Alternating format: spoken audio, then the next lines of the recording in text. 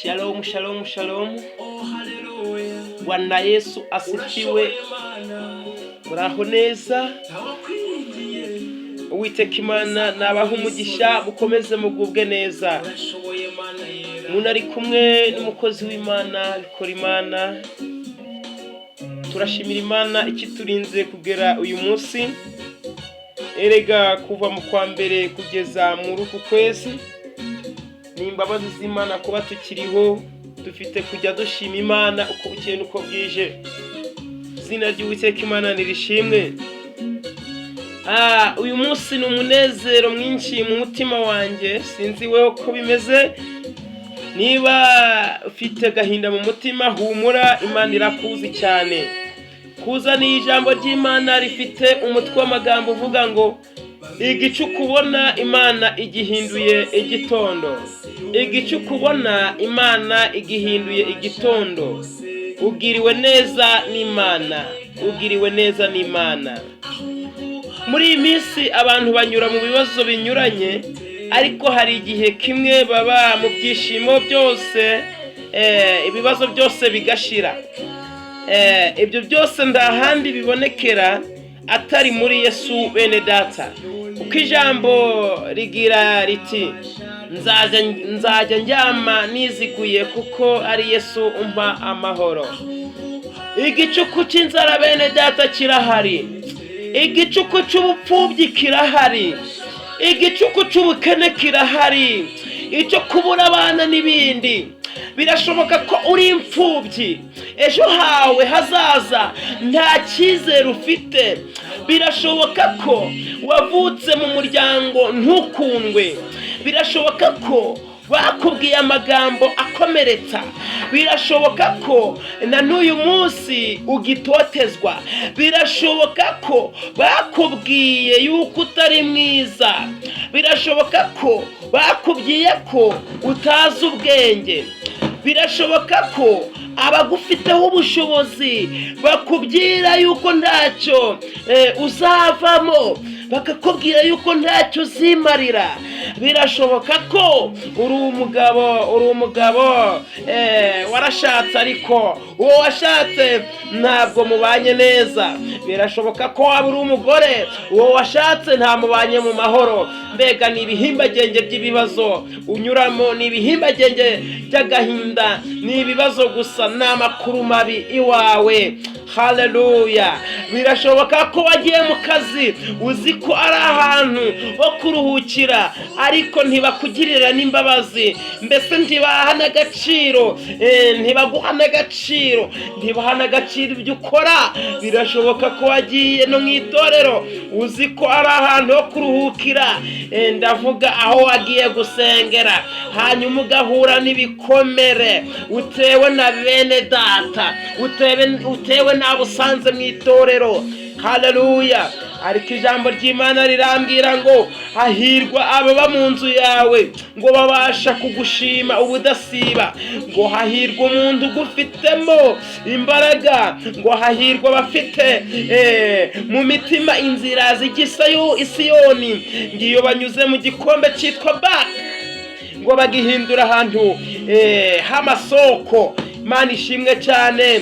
Ngo bagihindura ahantu h'amasoko, ng'imvura y'umuhindo ngicambika imigisha. Ngo bagenda bagwiza imbaraga. Haleluya. Ngo umuntu wese wo muri bo aboneka mu maso y'Imana Isiyoni. Imana yacu itugire neza. Nasomye igitabo cya Zaburi ibice 23 umurongo wa 6. Harambwira ngo ni ukuri kugirirwa neza n'imbabazi ngo bizanyomeho iminsi yose nkiriho. Bwana Yesu asifiwe. Ndati nanjye nzaba mu nzu y'Uwiteka iteka ryose. Imana itugirire neza. Ariko mwene data, mbere yo gusengera ikigeragezo ukwiriye kubanza kumenya inzira ikigeragezo kirimo, kuko ibigeragezo biri mu byiciro bitatu ngiye kubabwira. Icyiciro cya mbere ni ikigeragezo gituruka kuri Satani. Iki kigutera guhaga amasengesho, ukavuga uti byose narabisengeye ntabwo byavuyeho ndampinduka, ahubwo nifatiye umwanzuro wanjye, reka nigumire iwanjye, ibyo gusenga mbireke. Uyu muntu uri muri iki kigeragezo kimuhuza inzira yo gusenga iteka, ahora mu byirato byayo yasenze kera, ahora mu kwirata kw'amasengesho yasenze kera, ajya abyira batanti nanjye narasenze byaranze. None mwe musenze ugu munsi muzi ngo bizagenda bite? Mana we, icyo ni ikigeragezo gituruka kuri Satani, gihuza umuntu gusenga, gihuza umuntu kujya mu nzu y'Imana, kigahuza umuntu gufata ibihe, kikabuhuza umuntu kwizera Imana, umuntu agata ibyiringiro. Bwana Yesu asifiwe, jina la Bwana lipewe sifa. Ikigeragezo cya kabiri ni igituruka ku Mana cyangwa se ishuri ry'Imana. Iki kigutera kwinjira mu masengesho utitaye ku mvune z'ibyunyuramo, ntabwo uhaga gusenga. Donke uguma wizeye, uguma wiringiye Imana, uguma umutima wawe wiringiye Uwiteka Imana. Dore ko ijambo ry'Imana rivuze ngo nta umuntu n'umwe wiringiye Uwiteka Imana wakozwe n'isoni. Ikigeragezo cya gatatu, ikigeragezo ugira mu ruhari. Hari abantu bizanira ibigeragezo.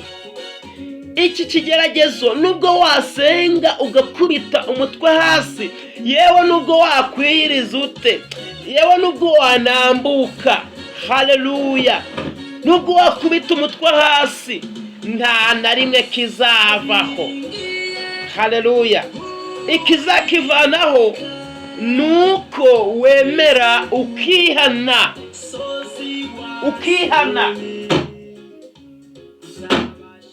aho waguye ukagarukira Imana. Imana yacu ishimwe cyane. Ntabwo nzi ibigeragezo unyuramo, sinzi niba gituruka kuri Satani, sinzi niba gituruka ku Mana, sinzi ikigeragezo ufite niba ari wowe wakigizemo uruhare. Ibyo bigeragezo urabyumvise neza, haleluya. Kandi ukomeze ijambo ry'Imana. Iyo usomye mu gitabo cya Samweli ya mbere ibice 11 umurongo wa 9, ijambo ry'Imana riravuze ngo nuko ngo babwira za ntabaza bati, muzabwire Abiyabeshi y'igaleyadi muti, ejo ku gasururuko muzatabarwa. Nuko intabaza zirara zibibwira Abiyabeshi, baranezerwa, haleluya. Mwene data, ndagira ngo nuba imbere y'Imana, ibyari bikugoye byose bizahinduka ubusa. Icyo usabwa ni ugutegereza Imana. Ndabizi neza gutegereza Imana bijya bigora abantu benshi cyane, ariko urasabwa gutegereza Imana wihanganye. Donke niba ushaka kumenya umuntu uri gusenga bya nyayo, azarangwa n'ikintu twita kwihangana.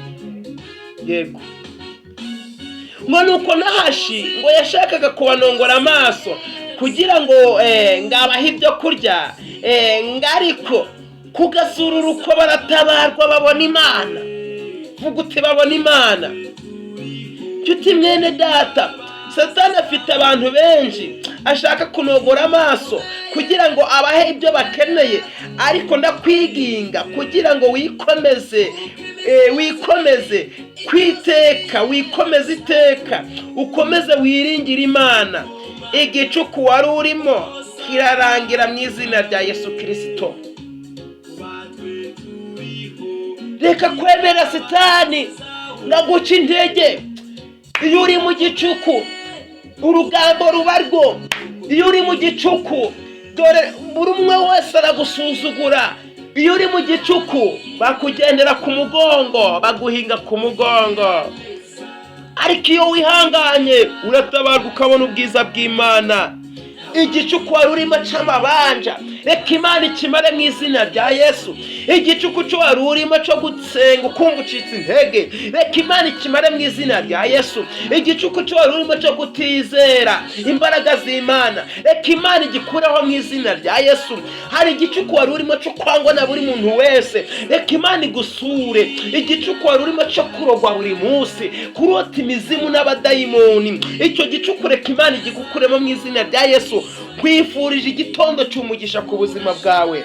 Amahoro y'Imana abane nawe, amahoro y'Imana kugire neza. Wa mukobwa nkwifurije igicuku, nukuri nkwifurije igitondo cyo gukizwa. Wa musore we nkwifurije igitondo cyo kumenya uwo uri we. Wa mugabo we nkwifurije igitondo cyo kubaha umugore wawe. Wa mugore we nakwifurije igitondo cyo gutabarwa, ukava mu gasuzuguro ka Satani, ukava nukuri mu butware bwa Satani. Wa muyobozi w'itorero we, hari igicuku maze umisi urimo, igicuku cyo kumva ubuyobozi umuhamagaro wawe ugutamye. Ariko akira igitondo cy'umugisha kuri wowe, akira izindi mbaraga z'Imana muri wowe, wakire kugubwa neza, wakira imbaraga zo kongera gusenga nk'uko wasengaga. Haleluya, Bwana Yesu asifiwe. Wakira ubutabazi bw'Imana. Hari igicuku cyitwa icy'uburwayi, warwaye indwara ntabwo uzi aho zituruka, buri munsi uribwa mu nda, buri munsi umutwe urakurya, buri munsi amaboko arakurya, amaguru nuko, umugongo nuko. Ariko akira igitondo cyo gukira mu izina rya Yesu. Amahoro y'Imana akomeze kubana namwe. Murakoze. Imana ibahe umugisha kandi Imana ikomeze kubarinda mu izina rya Yesu Kristo w'i Nazareti. Amen.